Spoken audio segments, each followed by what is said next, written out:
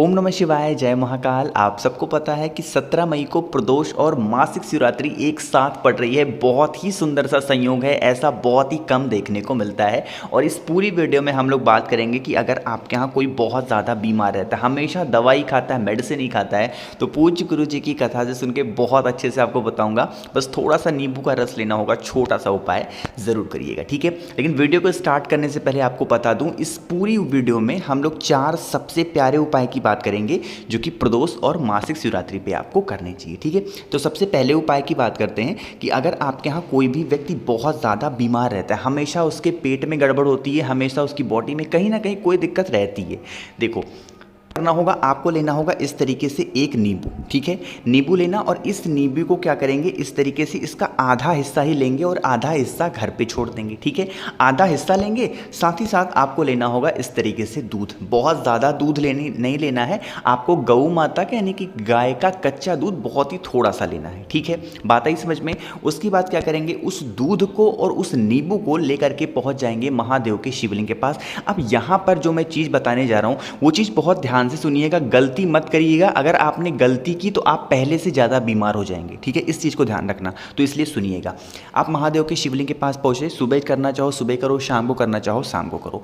आप ना कहाँ करोगे, फेस रखोगे उत्तर दिशा, नॉर्थ डायरेक्शन। सबसे पहले महादेव के शिवलिंग के ऊपर 1 लोटा शुद्ध जल तांबे के लोटे से समर्पित करना। 1 लोटा शुद्ध जल समर्पित कर देना, उसमें कुछ नहीं डालना है ना।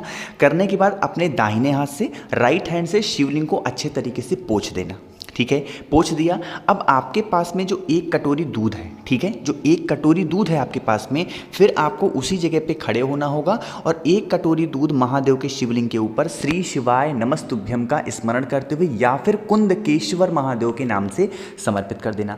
अब देखो, जब आप दूध समर्पित करोगे, दूध बहता हुआ जलाधारी से नीचे गिरेगा। जितना दूध आप इकट्ठा कर पाए जलाधारी से, उतना दूध इकट्ठा कर ले उसी कटोरी में, ठीक है। दूध इकट्ठा कर लिया। अब देखो यहीं पे काम आता है नींबू का। अब जो बताऊंगा एक बार बहुत ध्यान से सुनिएगा। देखो, महादेव के शिवलिंग के पास में एक चौखट होती है, अरे होती है, उस चौखट पे चाहे यहाँ पे कहीं पर भी आप बैठ जाना, ठीक है। बैठने के बाद दूध को अपने हाथों में लेना और जो आधा नींबू है, उस आधे नींबू को जैसे ही उस दूध में निचोड़ो, तुरंत पी जाओ कुंदकेश्वर महादेव के नाम से।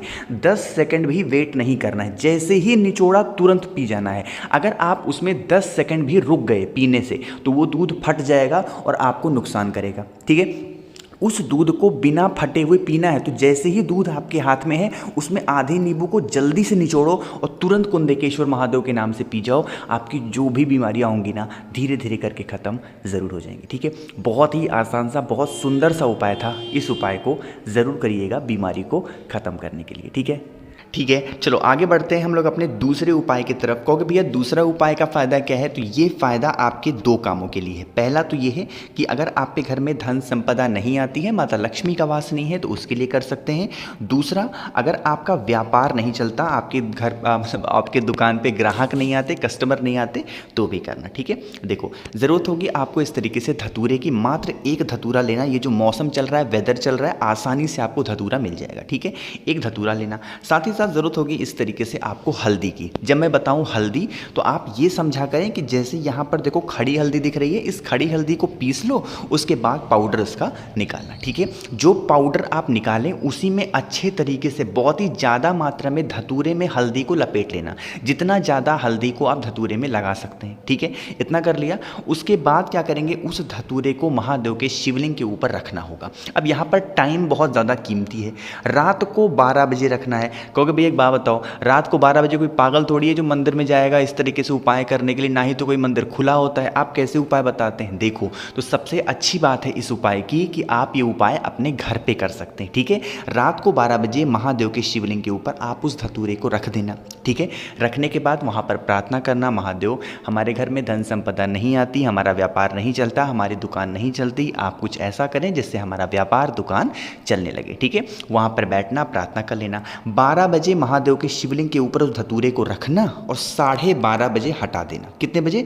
12 बजे रखोगे और 12:30 बजे हटा देना।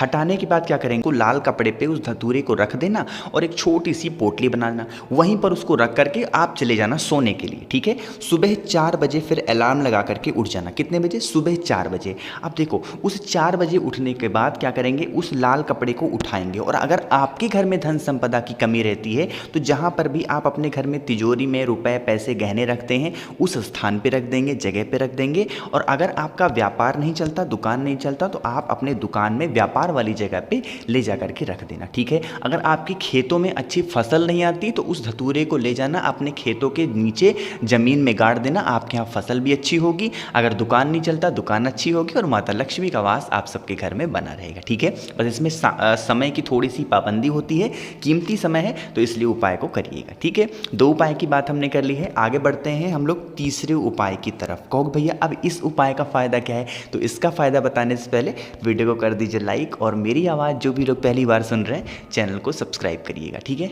चलो स्क्रीन पर आपको दिख रहा होगा बेलपत्र, लेकिन उससे पहले फ़ायदा समझो।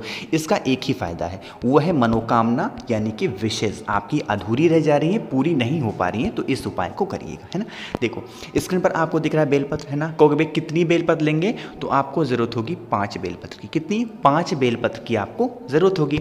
साथ ही साथ लेना होगा इस तरीके से आपको शमी पत्र। अब शमी पत्र कितनी लेनी है? 1 शमी पत्ते की आपको ज़रूरत होगी। ठीक है, 1 शमी पत्र ले लिया। साथ ही साथ आपको लेना होगा चावल का कच्चा खड़ा दाना। ठीक है, वो दाना कहीं से टूटा हुआ नहीं होना चाहिए। कितने दाने लोगे? 7 चावल के दाने लेना। 7 चावल का दाना, 1 शमी पत्र और 5 बेलपत्र। एक तांबे के लोटे में सबसे पहले अपने घर से जल भरना और इन सभी चीज़ों को इसमें डाल देना। है ना, इस कलश को मंदिर ले जाने से पहले प्रदोष के दिन, प्रदोष काल में आपको अपने घर पर सबसे पहले एक घी का दिया लगाना होगा। है ना, आप चाहें तो दरवाजे पे लगाएं, महादेव के शिवलिंग के पास लगा सकते हैं, कहीं पर भी अपने घर में एक घी का दिया लगा दीजिएगा। ठीक है, घी का दिया लगाने के बाद जब आप मंदिर जाएं तो आप चप्पल पहन के नहीं जाएंगे। अगर मंदिर नज़दीक है तो पैदल जा सकते हैं, मंदिर अगर दूर है तो बाइक से जा रहे हो, कार से जा रहे हो, फिर भी आप चप्पल पहन के नहीं जाएंगे। ठीक है, इस कलश को उठाना और लेके पहुँच जाना महादेव के शिवलिंग के पास। प्रदोष के दिन, प्रदोष काल में ही इस उपाय को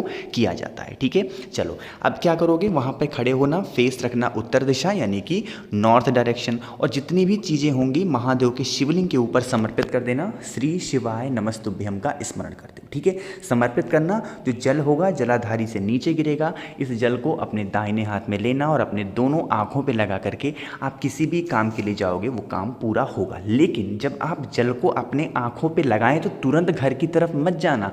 आप क्या करेंगे, महादेव का जो चौखट होगा उस चौखट पे बैठेंगे और 2 मिनट तक एक मंत्र आपको बोलना होगा। वो कौन सा मंत्र है? ओम नमः शिवाय। कोई और मंत्र नहीं बोलना है। कौन सा? ओम नमः शिवाय मंत्र का स्मरण करेंगे, उच्चारण करेंगे मात्र 2 मिनट तक। वहाँ पर कहना, महादेव को देखते देखते जो भी आपकी कामना हो महादेव से कह देना। 1 से 2 प्रदोष करके देख लीजिएगा, आपकी सारी विशेष इच्छाएं महादेव पूरी ज़रूर करेंगे। ठीक है, बात आई समझ में? तो 3 उपाय की हमने यहाँ पर बात कर ली है। आगे बढ़ते हैं हम लोग अपने चौथे उपाय और इस वीडियो के आखिरी उपाय की तरफ।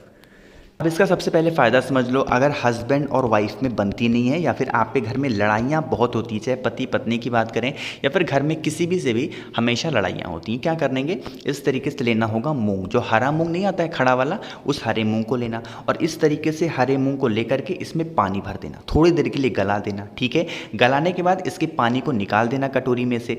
साथ ही साथ लेके जाना होगा 7 बेलपत्र। कितनी? 7 बेलपत्र लेकर के जाना। और उसके बाद जो मूंग होगी ना, मूंग जो मैंने आपने गलाई है कटोरी में, उसको नंदी बाबा के पास में रख देंगे, उस मूंग की कटोरी को। और उस मूंग के ऊपर 7 के 7 बेलपत्र को श्री शिवाय नमस्तुभ्यम का स्मरण करते हुए रख देना। ठीक है, रख दिया। उसके बाद कटोरी को उठाएंगे 2 मिनट के बाद, महादेव के शिवलिंग के पास जाके खड़े होंगे। जो 7 बेलपत्र होगा उस मूंग के दाने के ऊपर से आपको महादेव के शिवलिंग के ऊपर सिर्फ और सिर्फ बेलपत्र को ही समर्पित करना होगा, श्री शिवाय नमस्तुभ्यम का स्मरण करते हुए। ठीक है, इतना काम कर लिया। महादेव के सामने हाथ जोड़ना। महादेव, हम लोग के बीच में हमेशा मिसअंडरस्टैंडिंग होती है, हम लोग के बीच में हमेशा लड़ाइयाँ होती हैं, क्लेश होता है। आप कुछ भी ऐसा करें जिससे हम लोग के बीच में जो भी दूरियाँ हैं वो मिट जाए, हम लोग के बीच में हमेशा प्रेम सद्भावना बनी रहे, इस तरीके से प्रार्थना करना। उसके बाद जो मूंग की कटोरी होगी उसमें एक छोटा सा गुड़ रख करके किसी भी नंदी को, जो भी आपके घर के आसपास आते हो, गौशाला हो, वहाँ पर ले जा करके खिला देना। जो भी व्यक्ति प्रदोष के दिन इस उपाय को कर लेता है, हस्बैंड वाइफ में या फिर घर में कभी भी कोई भी लड़ाइयाँ नहीं होती। ठीक है, तो मैंने बहुत अच्छे बहुत आसान उपाय आपसे, उम्मीद करता हूँ सारी चीज़ें आपको समझ में ज़रूर आई होंगी। तो वीडियो पसंद आती हो तो लाइक कर दें, कुछ पूछना हो, नहीं समझ में आया, नीचे कमेंट में पूछें। और हाँ, जो भी लोग मेरी आवाज़ पहली बार सुन रहे हैं, चैनल को सब्सक्राइब करिएगा। ओम नमः शिवाय, जय महाकाल।